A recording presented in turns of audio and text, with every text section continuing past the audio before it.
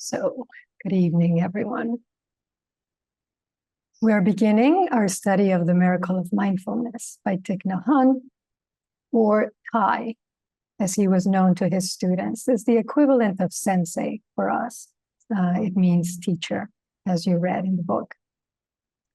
And, we're completing our first week of Ango, right? We entered together 7 days ago.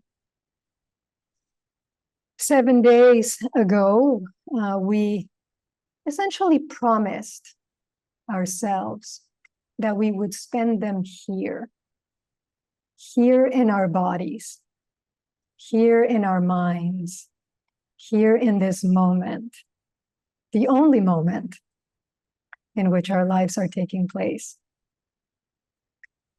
7 days in which we lovingly and deliberately gave ourselves permission to be completely ourselves. Because this is really what it means. And isn't this what we want, right? What we all want. I know that I certainly have wanted this most of my life. And I saw it in my teachers before I even knew really anything about anything. I recognized the quality in them. They were fully themselves, and I wanted that. I wanted to completely be who I am, to let you be completely who you are. No masks, no hidden parts, no unwanted bits that we feel we have to relegate to some dark corner of our lives. Elsewhere, Thay gave another teaching that really touched me. Actually, it didn't just touch me, and it went in deep. And I just kept turning it in my mind, like you would turn a beautiful piece of handmade pottery. It was like I wanted to feel it under my fingers. I wanted to see every last detail of it. And the teaching was this: when I love you, I maintain my freedom.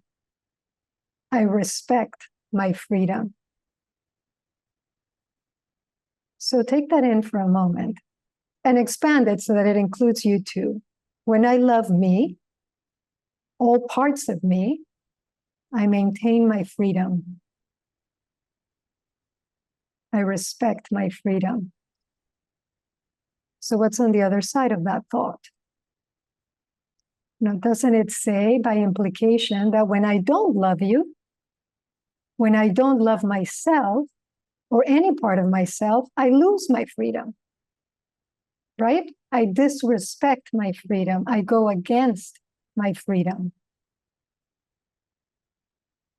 How is that? And then freedom from what? Freedom from whom? How do we keep ourselves bound?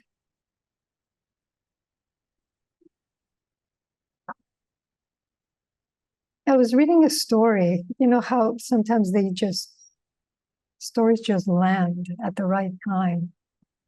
Or maybe you make connections in your mind. And it was 2 Indian women who unexpectedly fell in love in Nepal. One of them had left home and was working at a hostel, and the other came to stay there during what she thought was one last solo trip before she got married to someone her parents had arranged for her. And so both women were gay, but while one accepted it, the other one did not.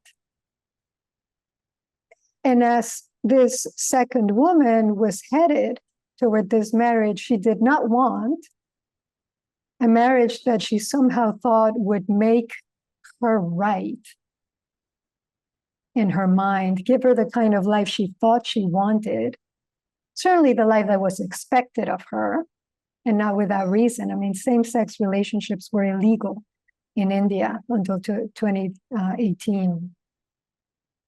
Her parents had all but disowned her when she came out,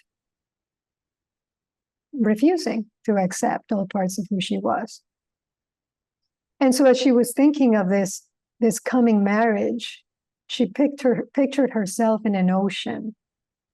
She said she felt like she was swimming as far away from herself as she could and was unable to find safe harbor anywhere.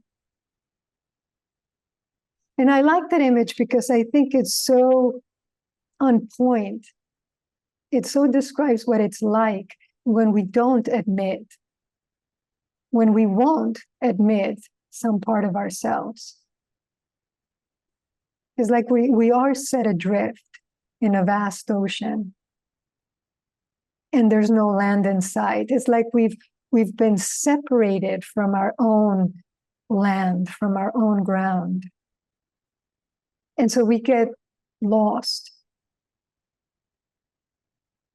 We lose track of who we are because there's some part of us lost somewhere. And we don't know in which direction to swim or why. And so I don't mean, sexuality specifically, but just who we are in our being, in our truth, in the beingness of our being, and any part of that. Because when we aren't whole, we are adrift. We're in pieces. And no one can live like that. No, not well. Just as no one can float forever. At some point you need to walk on the ground. And so, despite their culture, despite their families, the women decided to forge ahead and they formed a relationship. And they thought, why don't we move to the United States? We can more freely be who we are there. And one of them got a job in San Francisco. And they made a promise to themselves, to each other, that they would not look, let alone cross it, that they would not even look at the Golden Gate Bridge until they could do it together. Because it was a symbol of the life they were working so hard to build. It's such an interesting promise, if you think about it. Premise, too. I promise you, I will not look at this iconic 4,200 foot long structure, almost 800 feet tall, and it's red. I vow to not see it until I can see it with you. It's a little bit like saying, I will not go on to attain enlightenment until I can do it with you.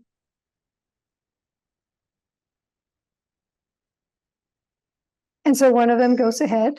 She has the job. She moves to San Francisco. And then COVID strikes. India is shut down like the rest of the world.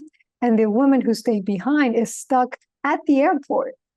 She had already checked in for her flight back to Nepal so she could get her stuff together and apply for her visa to the US. And so now she's stuck at the airport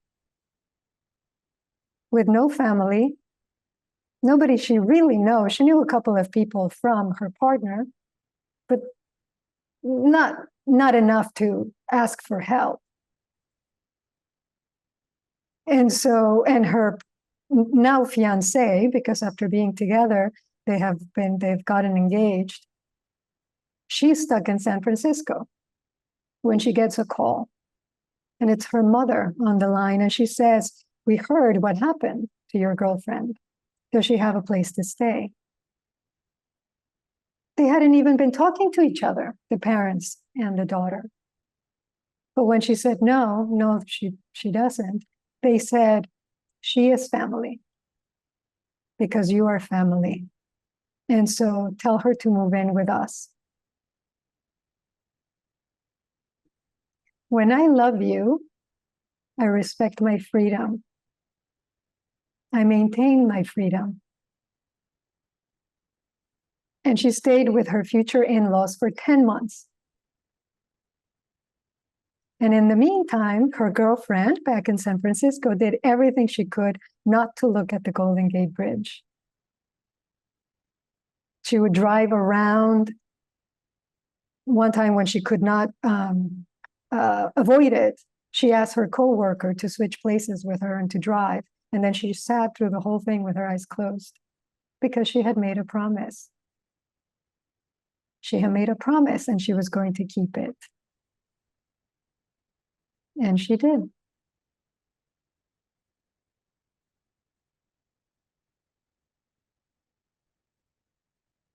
When I love you,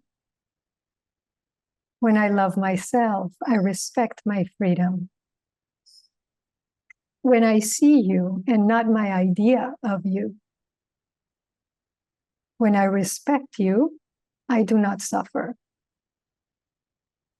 When I don't see you, when I don't see myself, I do suffer.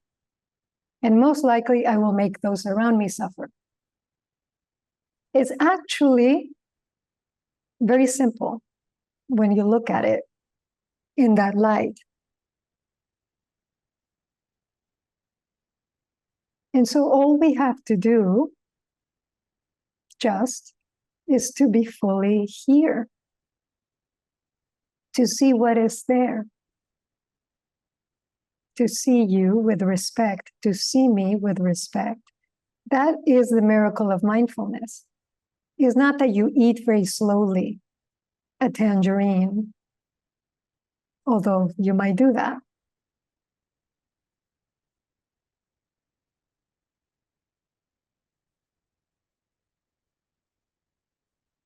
Is that you slowly love your way into your own being and therefore your life.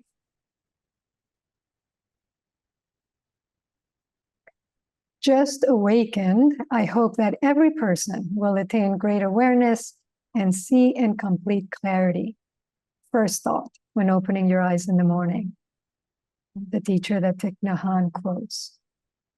Washing my hands, I hope that every person will have pure hands to receive reality. Let me respectfully remind you, life passes swiftly. So whether we call these gathas or mantras or vows, these rather simple statements create a monastery of consciousness. And as Thay says, they awaken our minds. And so can we see that to wash the dishes, just to wash the dishes, is a profound expression of love, of reverence? I got a huge deja vu as I was reading this again, because Daido used to use that phrase all the time, Daido Roshi. You can wash the dishes to have clean dishes, or you can wash the dishes to just wash the dishes. And he never once attributed Thay. I am so sorry on behalf of him. But can we see that this is a profound expression of reverence? That when we wash the dishes in this way, we awaken our minds. So this means we can't really say we have no time for practice, right? I mean, that's like saying I have no time for living. Because we just have to turn to the moment that's right here. And enter that moment with mindfulness. So that eating a tangerine slice or teaching a class to a bunch of rowdy kids or making phone calls to people who don't think at all like you is an expression of love, of life.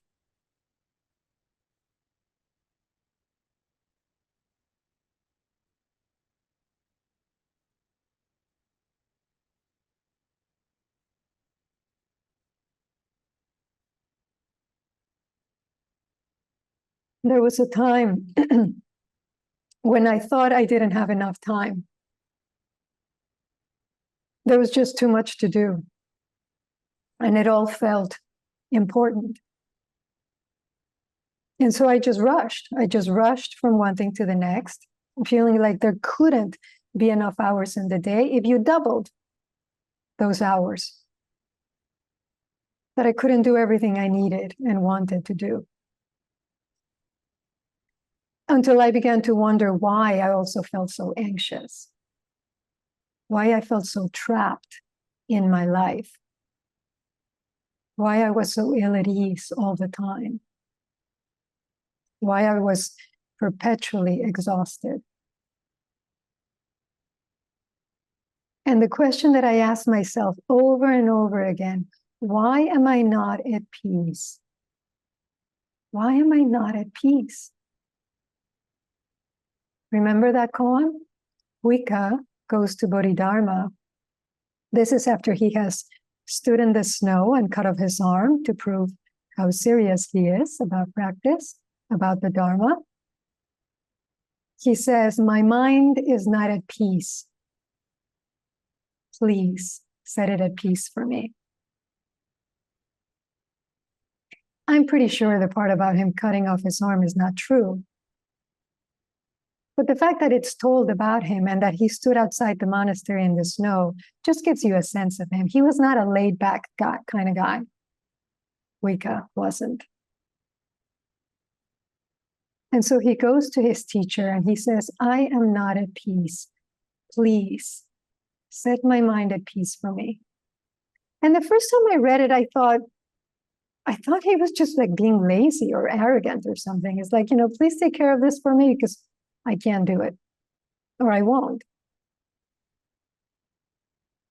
But then I tried to get inside Wicca's mind. And then I began to feel, I think he's actually desperate. He's saying what I'm saying. I'm not free, and I want to be. I'm not free, and something tells me that you are. That's what I see. That's what I feel. So can you help me? Can you please help me? Because I've tried all of these different things and I'm not happy. I don't even know who I am. And so Bodhidharma helps him. Bodhidharma, fulfilling his vow, says to him, bring me your mind and I'll set it at peace for you. And Wicca goes looking. And the transmission of the lamp, where this koan appears, says in one line, he searches and searches for the mind and he cannot find it.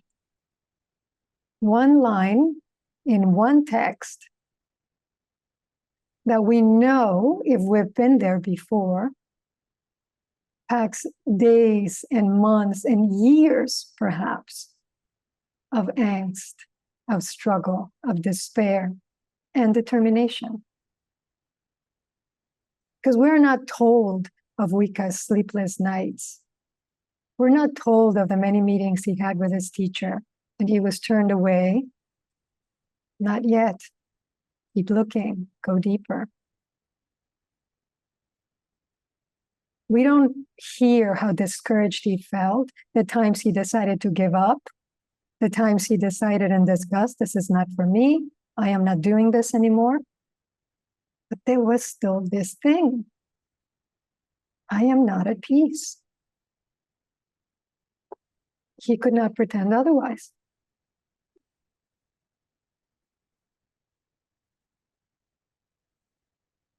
And so he goes looking. My mind is not at peace. Why is that? Think of what's happening in Sudan right now. Think of what's happening in Ukraine, in Israel, in Venezuela, in the US. All of that conflict, all of that division, all of that unrest is exactly the same unrest in our own minds. And there might be those who would say, meditation can't touch our geopolitical problems.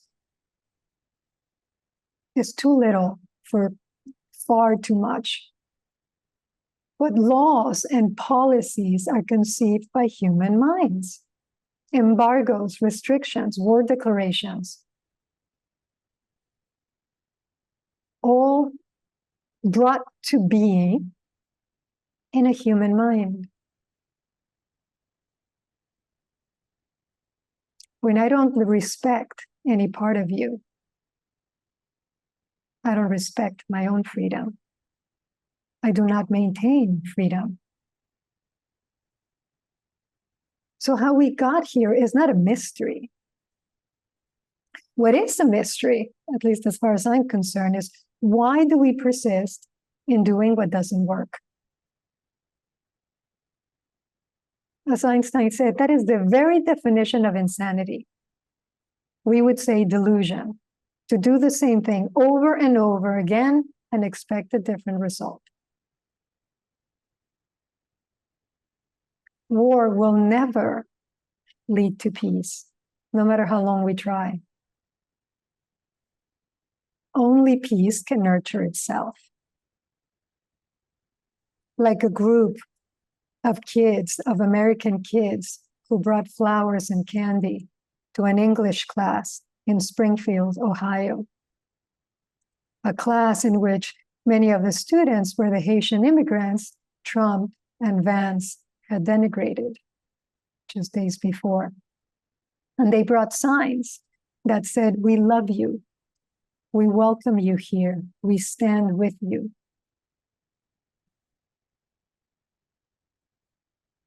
And thus we maintain our freedom, yours and mine.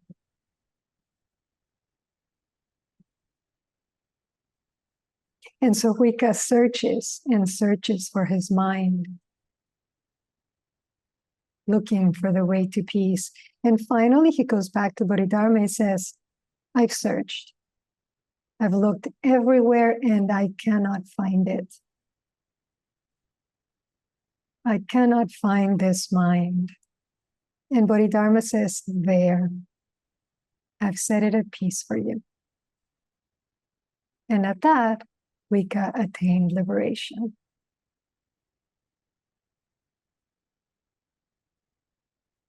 How?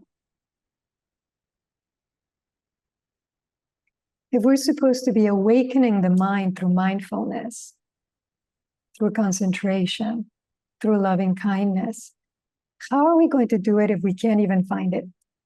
We can't even locate it.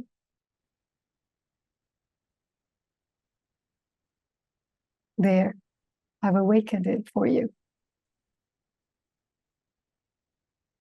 You see?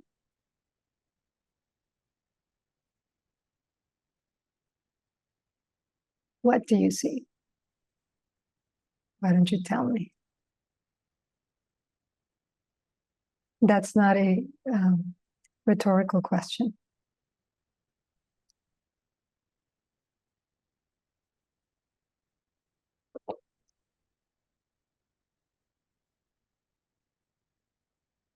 Yes, sure so.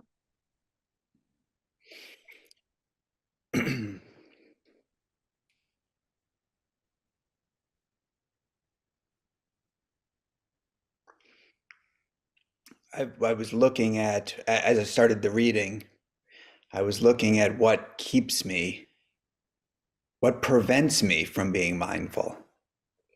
So what is it what is happening when I'm not mindful? And why is that seem easier? Mm. And one of the things that came to me was that with some awareness come a lot of things that maybe I don't want to face. And so it feels easier, maybe, seems easier. I can't even say that because I don't know why exactly it happens, but it seems more challenging to be aware, to be present, and to be mindful. And as soon as what's very interesting, and as it relates to this question of mind and what that is and where we find that, is that when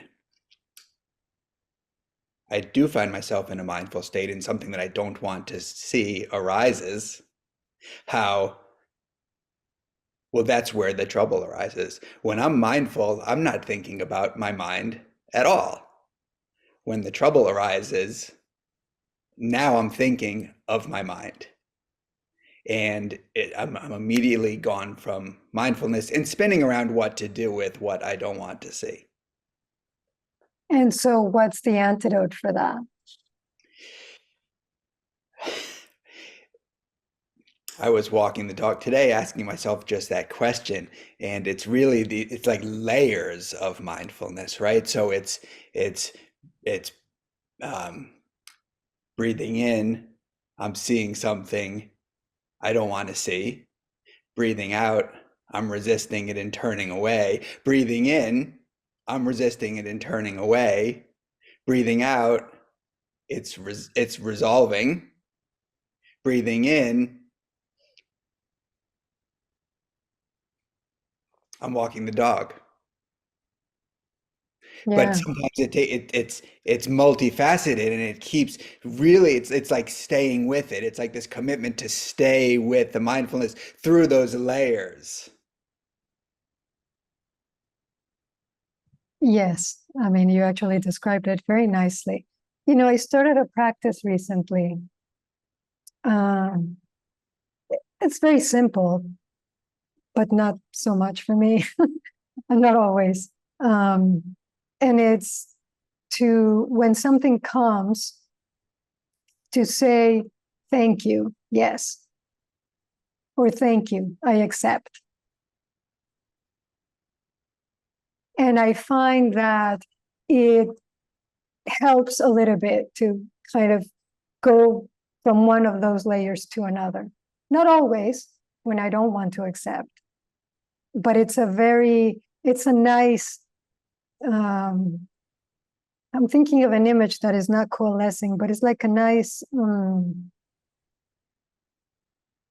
it's like when you have a solution, catalyst, that's what it is. It just like an electron jumping from one ring to another is like the thing that is like, okay, you don't have to have a whole discussion in your mind, in your mind, yeah, just yes, I accept.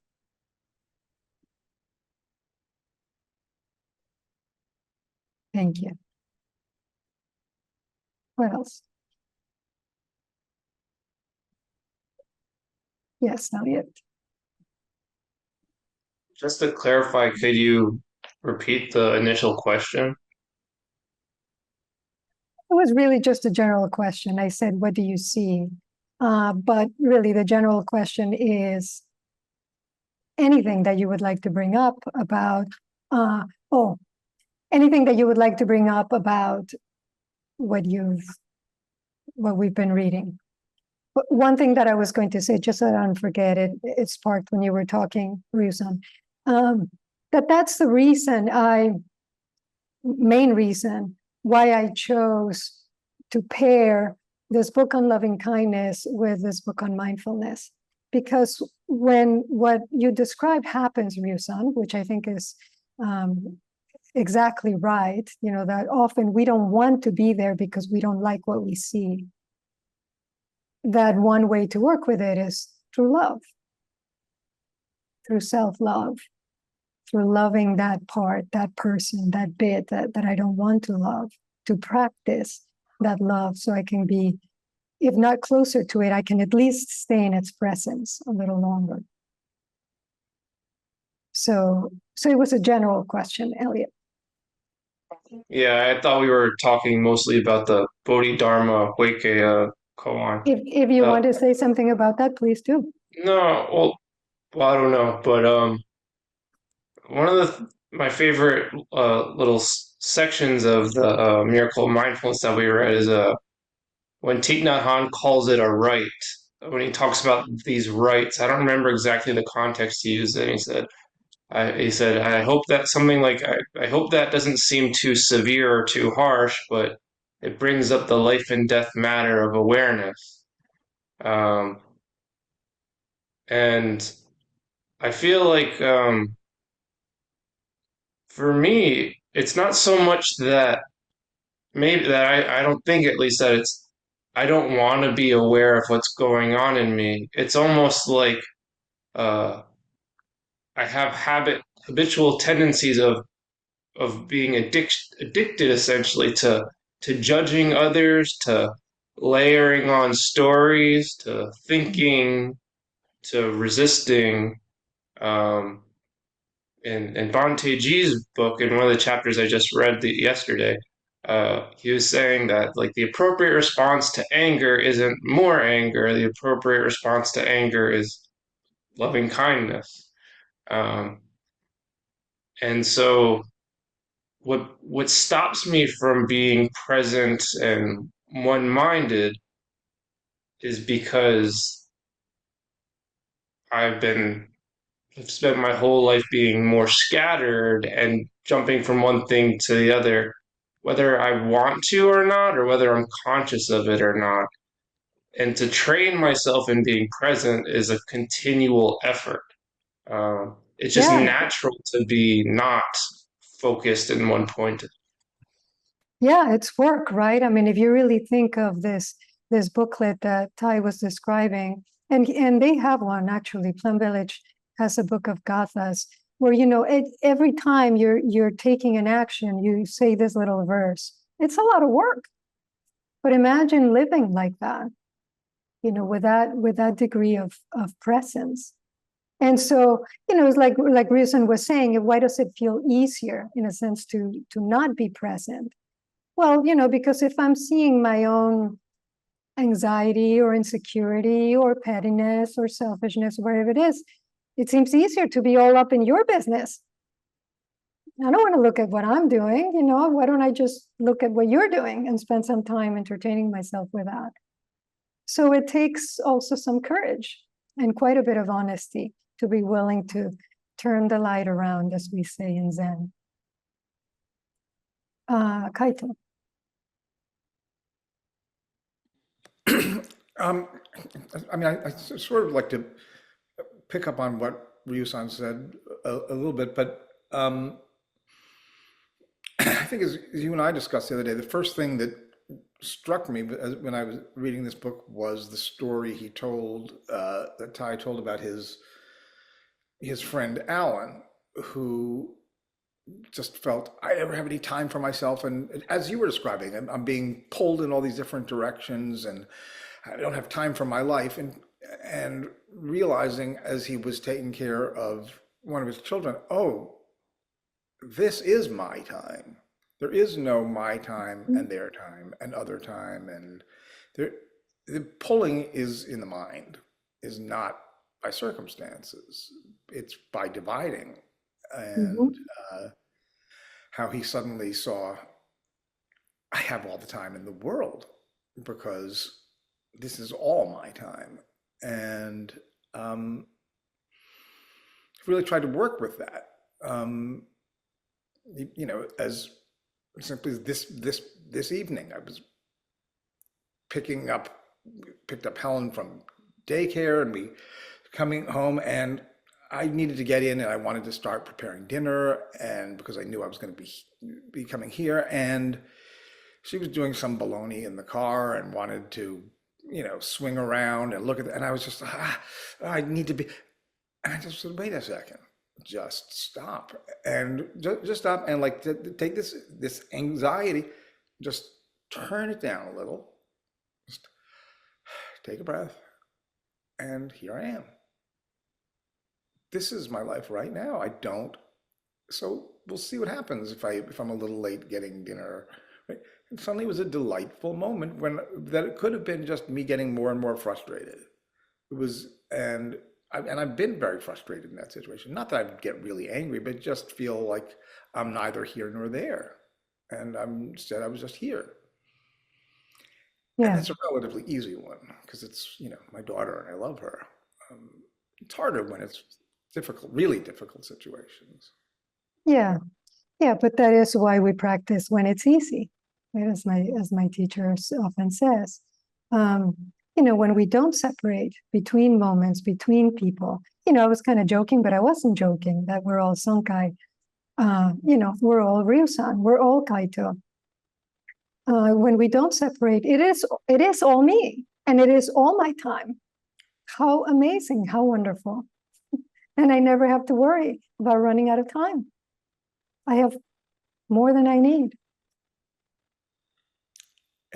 And something else that we were talking about, what do you do with these thoughts? I mean, an image that sort of for some reason came to me today as I was taking a walk was that what I do with thoughts that, when I see a situation and I feel upset about a situation, but it's thought I'm having. And what I'm doing is I'm chasing that miserable, unhappy thought, chasing it. But what I'm doing is telling myself that this thought is yanking me around by the nose and going, ouch, ouch, stop, stop, stop, but it's not yanking me around by the nose. I'm running after it. I'm chasing it.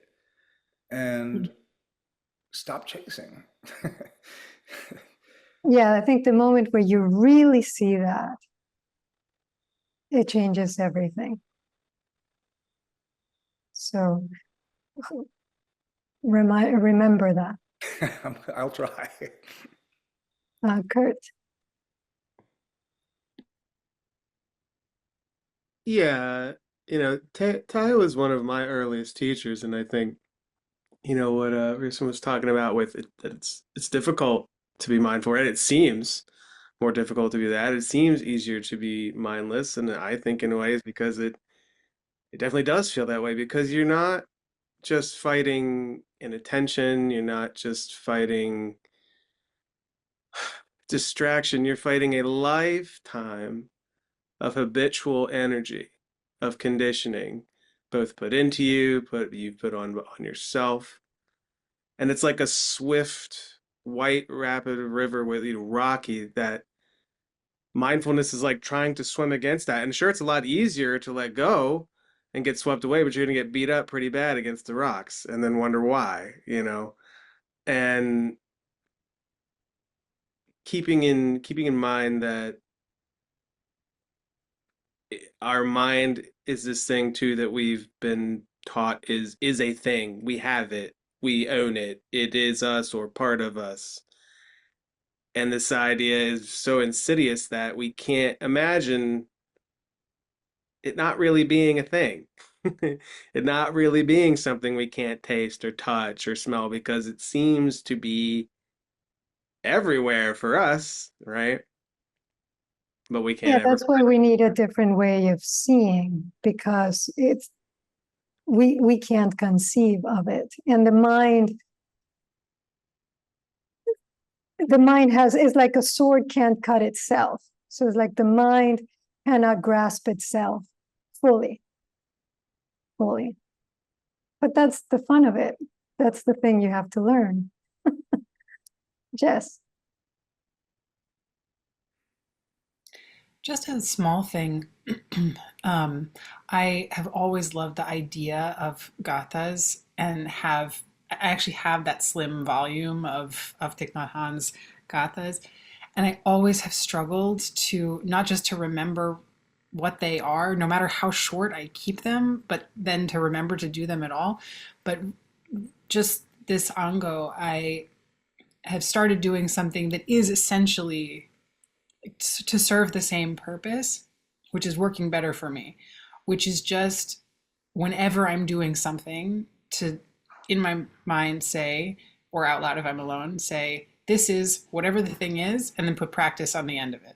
So for instance, this is kitchen practice. This is toothbrushing practice for my 2.5-year-old daughter who's destroying the house. This is bloom up practice, just like whatever it is. And yeah, for me that it serves, it's not exactly the same as a gatha because it doesn't, I think, have that sort of also that prayerful quality to it, but I'm finding it helpful. It's like the simplest thing the simplest way of coming to the moment. Yeah, wonderful. Yeah, Kamil?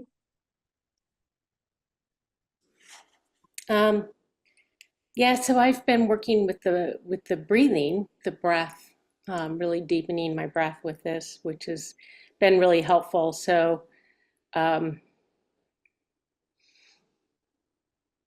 sorry, my neighbor who assaulted my other neighbor came over and assaulted me verbally today, right before the mid-morning zazen. So I sat down, not wanting to breathe, not wanting to practice. And I sat and I focused on my breath, and I said, I need to do metta for this person. Nothing in me wanted to do metta for this person. Not at all, not 1 ounce. And I did for half an hour. I did metta for this person. And interestingly, and I don't think it would have happened otherwise, 3 of my neighbors, all women, invited me over, and we came together, and we were all very present for each other, and we just basically held each other up and just allowed it to, to settle. And so we settled. And I'm not altogether sure I would have been able to do that had I not practiced metta. And I realize I need to do that. And no matter what, no matter how hard it is, I have to hold this person in love. Because if I don't, then I'm not loving myself. I can't possibly add anything to that. And last one, Marguerite. Well, when I had done the loving kindness, read that book, and I was doing the loving kindness so genuinely, I was so happy and I was feeling it. Then comes the Thich Nhat Hanh book, and I thought, okay, I'm just going to label everything I'm doing. I'm driving, I'm stopped at a light, I'm walking into the gym, and it was like, made it so easy. I was like at ease, and I'm doing this. And then it seemed like it was just, I just wondered, I was saying the right things at the right time. And I thought, who's saying this? How come it's so easy? And then all of a sudden it all stopped, and I thought, damn it, now life is getting in my way. I want to go back to this wonderful spot of just being with everything that's happening, and the labeling of it made it joyful. I was just so happy. But I remember when it switched, and I thought, oh darn, life is getting in my way. So I go back to labeling everything I'm doing, like picking up this cup of coffee, talking to you, wanting to say congratulations to Tess in Israel. Felt so close to you. I felt like I was there. I couldn't believe you're so far away and in Israel, and it was a remarkable experience sharing this with you. I wanted to say that. So that's it. Thank you, Marguerite. You said something, and that it is actually a practice, a Theravada practice called noting. And it's mentioned in the Anapanasati Sutta, and I've quoted from the Satipatthana Sutta. A practitioner knows when they're walking, they know that they're walking. When they're standing, they know that they're standing. When they're taking in a long breath, they know they're taking in a long breath. So it's Thay is taking Theravada practices and tying them, especially later on, he does more concertedly to Zen. And I think that's also why it works, because it's the ground of everything. So I won't go deeply into the Anapanasati Sutta, but it's basically, it takes, the 4 foundations of mindfulness are of body, of thoughts, of feelings, and mental formations. And the Anapanasati Sutta is just of breath. And so it gives you that 16-way formula for working with the breath. And I would suggest, if you want to spend a little bit of time with it, to try some of the practices that he describes Some of them we do as part of our own training, like counting the breath or following the breath. But there's some subtleties there, and yeah, I would just suggest that you try and see what happens.